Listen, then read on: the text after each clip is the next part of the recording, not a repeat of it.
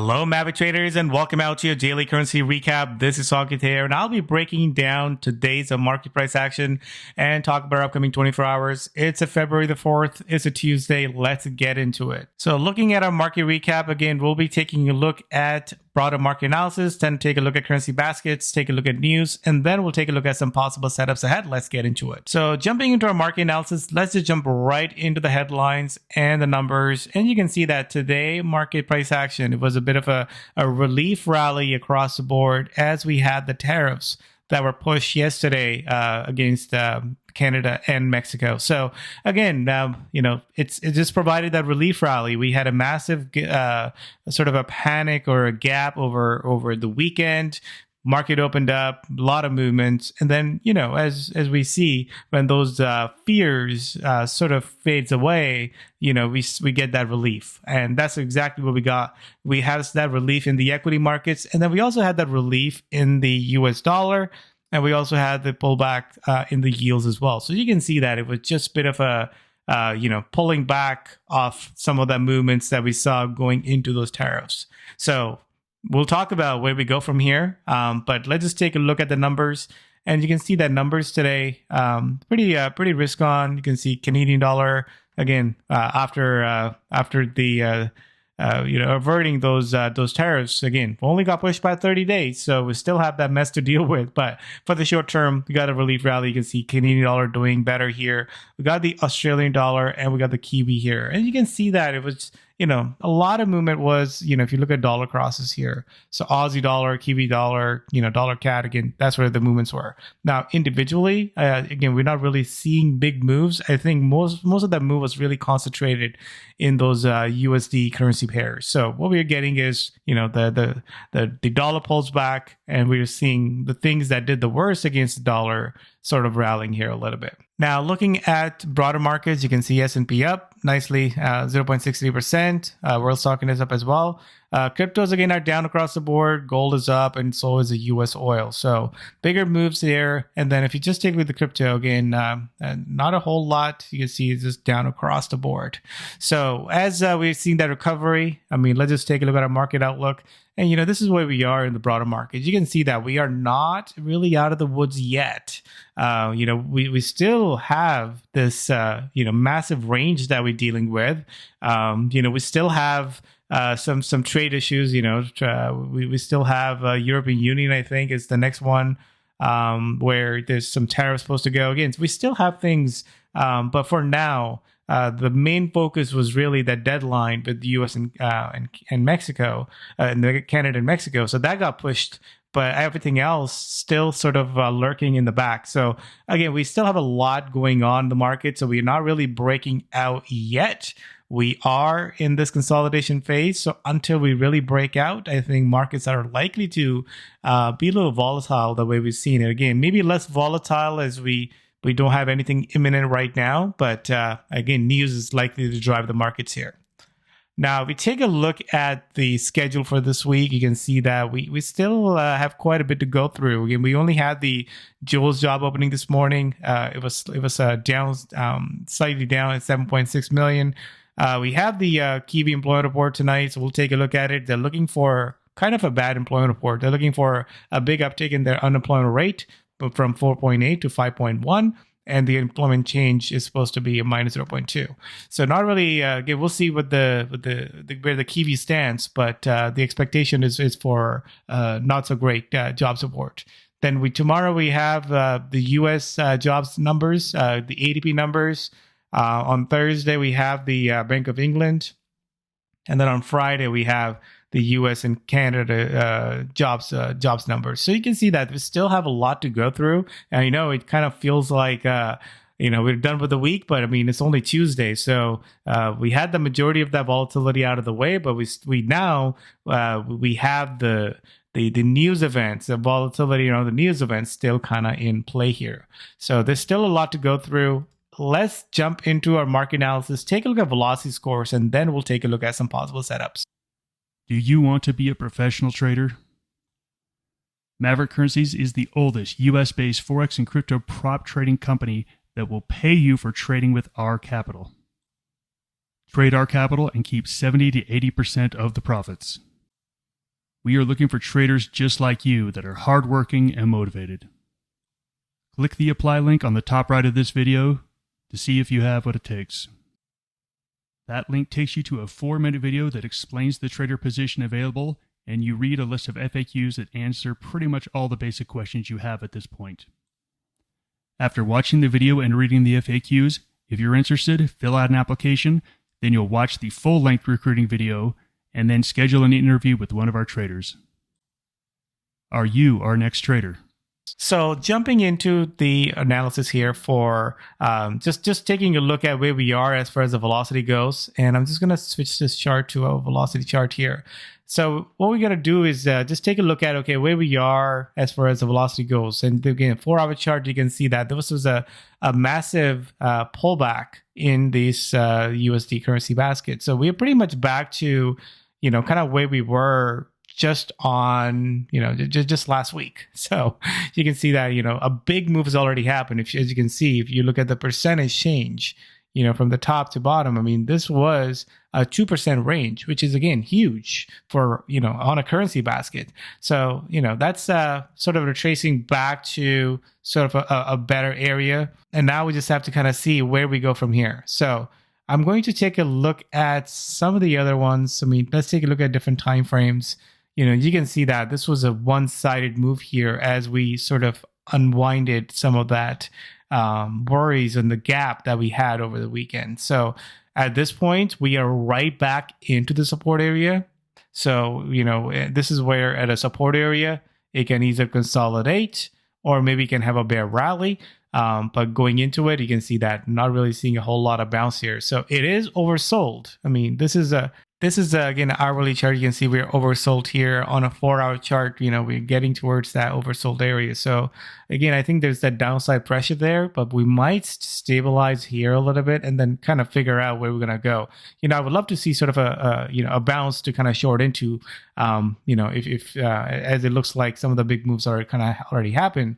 Any base or bounce around this would be a good shorting opportunity. So again, dollar right now looks the weakest. And we are below the parabolic SAR. RSI is falling, but we don't really have a trend as far as the exponential moving average goes. So I think just watch out for this support area, and then we'll look for the next one where it goes.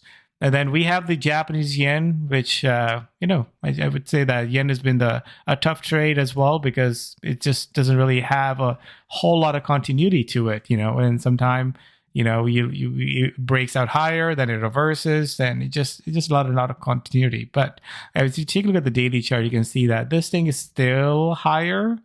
It's still making a higher high. So I think the yen probably be a better long on some of the pullbacks.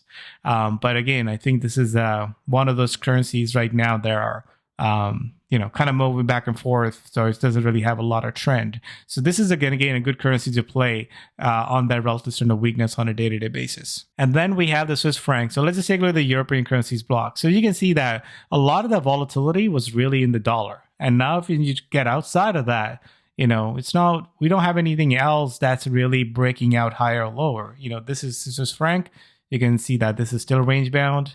And then we have the euro. Let's take a look at the euro here. You can see that this thing is also range bound as well.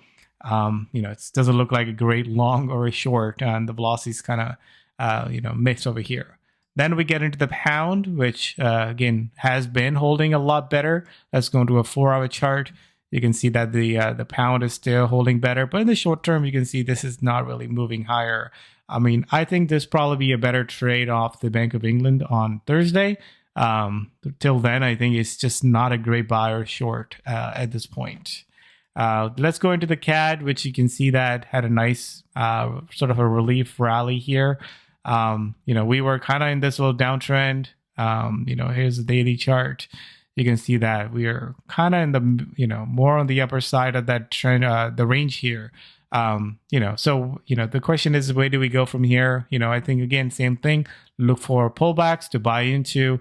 If this is a trend changing move, we just made a higher high. I would love to see kind of a pullback, make a higher low, and then kind of run higher.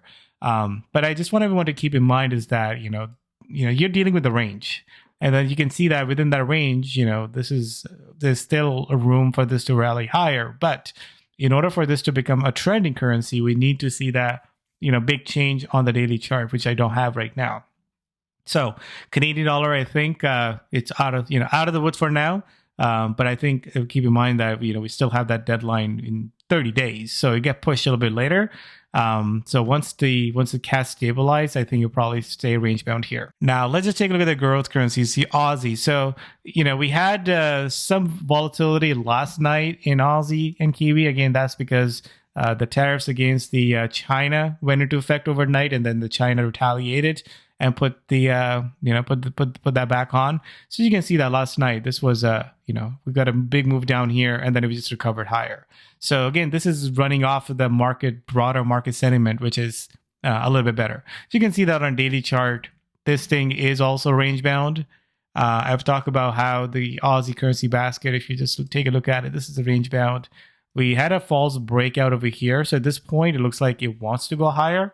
So perhaps look for some further continuation in its still trend here as we right back at the resistance here. And then same thing with the Kiwi.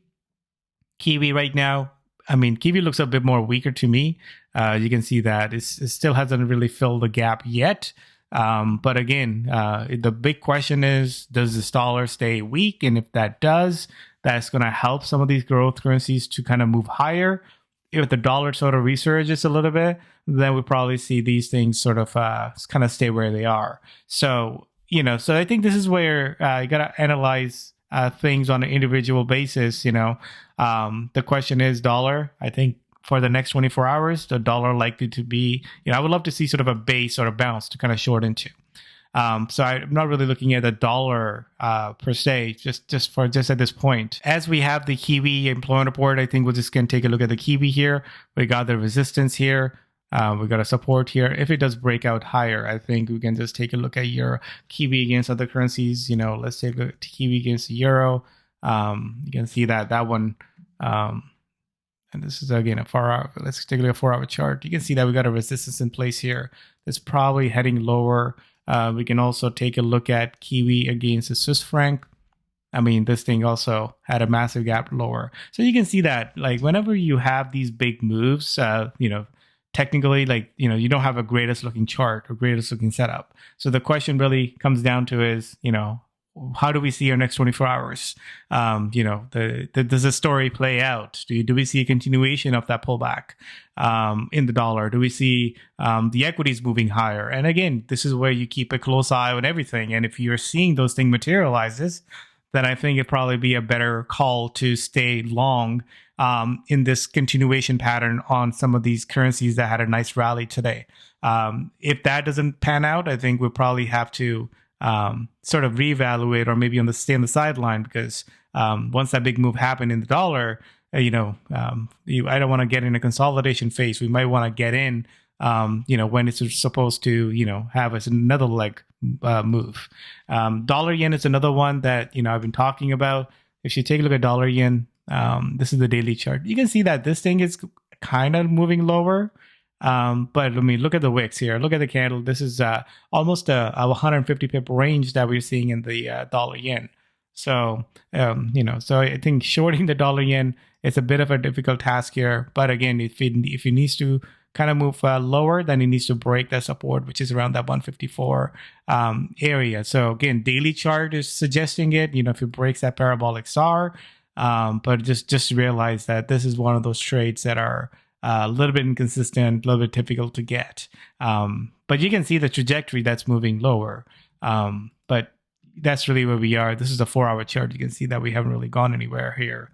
But again, a further break of that would give us a next leg lower in this dollar yen. And lastly, let's just take a look at the broader markets and where we are. And I want to also take a look at bond yields as well. So here we are with the bond yields. You can see that we had a nice little pullback today, kind of fell back in the range. So notice that a lot of the things kind of corrected to those support areas. We had the dollar touching the support, and here we are, the bond yield sort of touching the support. So it's not really an indication that it's ready to kind of roll lower. I think maybe just to take a little pause here, but then a break of those levels would provide the next big opportunity. So that's the game plan here. Again, this has been a tricky market. Just realize that you get these handful of times in the year where the volatility is really high, and you just have to navigate these markets or avoid it. If you're not comfortable with that quick move back and forth. And again, this is where I think we're not out of the woods yet. So we'll just take it day by day. Take a look at your relative strength of weakness analysis, and just continue with that plan. Thanks for joining here. We'll see you in the next one. Happy trading.